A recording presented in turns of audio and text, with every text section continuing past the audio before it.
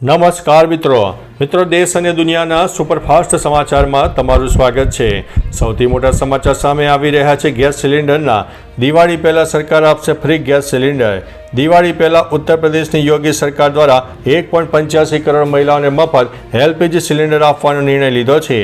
આ લાભ પ્રધાનમંત્રી ઉજ્જવલા યોજના હેઠળ આપવામાં આવશે, જેના માટે લાભાર્થીઓ આધારિત KYC પૂર્ણ કરવું પડશે। યોગ્ય દસ્તાવેજો સાથે ઓનલાઈન અરજી કર્યા બાદ 10 થી 15 દિવસમાં મફત ગેસ સિલિન્ડર ઘર સુધી પહોંચશે। મિત્રો, અન્ય મહત્વના સમાચારની વાત કરીએ તો દેશની પ્રથમ બુલેટ ટ્રેન અંગે મોટું અપડેટ। ભારતની પ્રથમ બુલેટ ટ્રેન અંગે મોટી અપડેટ સામે આવી છે।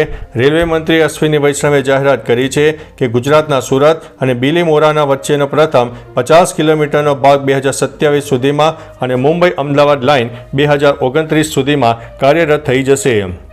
કહ્યું છે કે મુખ્ય લાઇન 320 કિલોમીટર પ્રતિ કલાકની ઝડપે ડિઝાઇન કરવામાં આવી છે, જ્યારે લૂપ લાઇન 80 કિલોમીટર પ્રતિ કલાકની ઝડપે કાર્યરત થશે।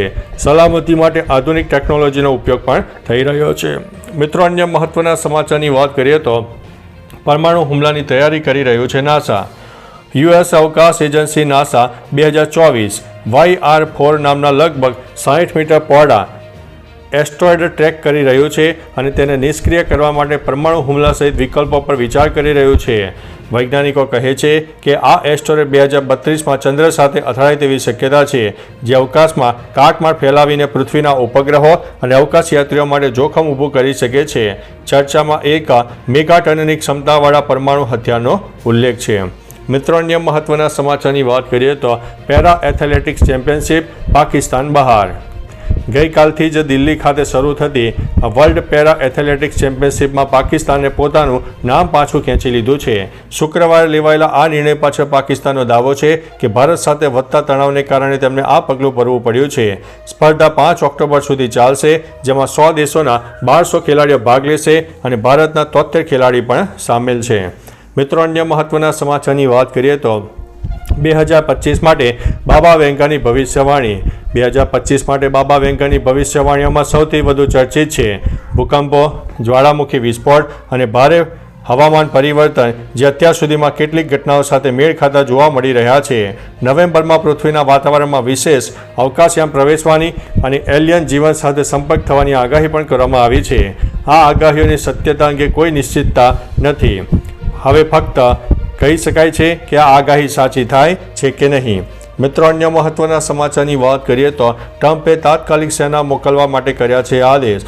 અમેરિકાના રાષ્ટ્રપતિ ડોનાલ્ડ ટ્રમ્પે પોર્ટલેન્ડ શહેરમાં વધતી તોફાનો અને એન્ટિફા જેવી સંસ્થાઓની પ્રવૃત્તિ સામે કડક પગલાં લેવા કહ્યું છે।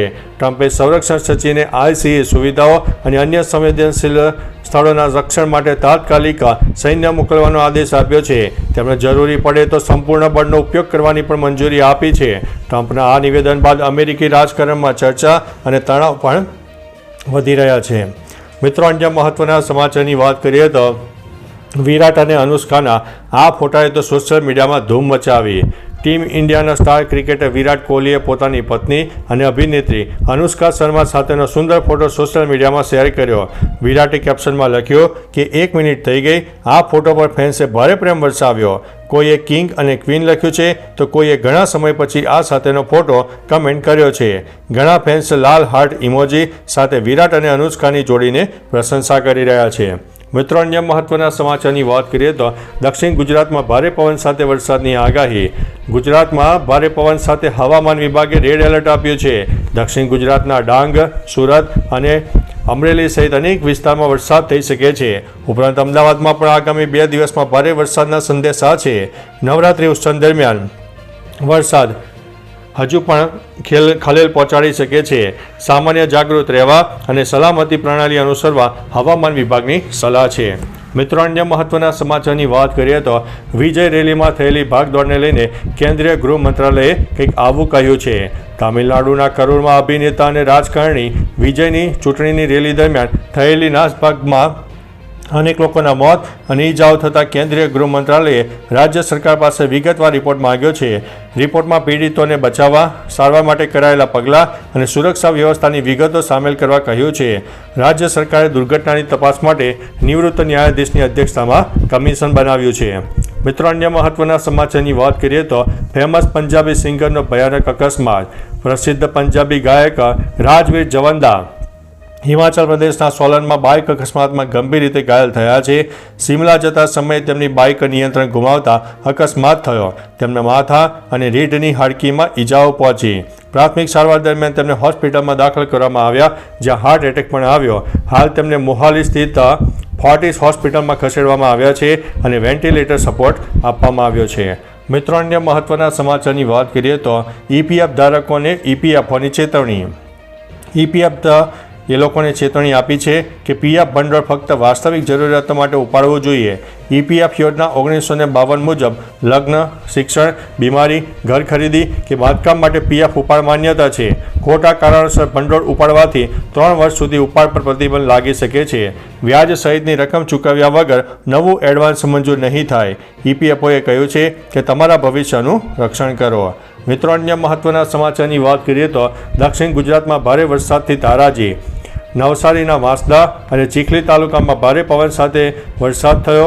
ઠેર ઠેર તારાજીના દ્રશ્યો સામે આવ્યા. વૃક્ષો તૂટી પડ્યા, વીજળીના થાંભલા ધરાશાયી થયા અને વાહન વ્યવહાર અસ્થિર બન્યો. ચીખલીમાં સરકારી ગોડાઉનની દિવાલ તૂટી જતા અનાજના મોટા જથ્થાને નુકસાન થયું છે. જાહેર સ્થળો પર હોર્ડિંગ પણ વાવાઝોડાને કારણે જમીનદોસ્ત થયા છે. તંત્ર દ્વારા તાત્કાલિક સર્વે, સફાઈ અને રાહત કામગીરી શરૂ કરાઈ છે. મિત્રો, અન્ય મહત્વના સમાચારની વાત કરીએ તો પાવાગઢમાં ભક્તોનું ઘોડા પર ઉમટી પડ્યું. શક્તિપીઠ પાવાગઢ યાત્રાધામ પર ભક્તોનું ઘોડા પર ઉમટી પડ્યું છે. ભક્તોની ભીડને ધ્યાનમાં રાખીને મંદિરના દરવાજા સવારે 3:45 વાગે ખોલવામાં આવ્યા હતા. મંગળા આરતી પર 1 કલાક વહેલા કરવામાં આવી. ભક્તો માતાજીના દર્શન માટે મોડી રાત્રિ જ પહોંચતા રહ્યા, જેના કારણે ડુંગર અને મંદિર પરિસરમાં જય ઘોષ ગૂંજતા રહ્યા. ભક્તો અને યાત્રીઓ માટે મંદિર તંત્ર દ્વારા વ્યવસ્થાઓ સુનિશ્ચિત કરવામાં આવી છે. તો ચાલો મિત્રો, ફરીથી દેશ અને દુનિયાના સુપરફાસ્ટ સમાચાર લઈને મળતા રહીશું. ત્યાં સુધી અમને રજા આપશો. નમસ્તે.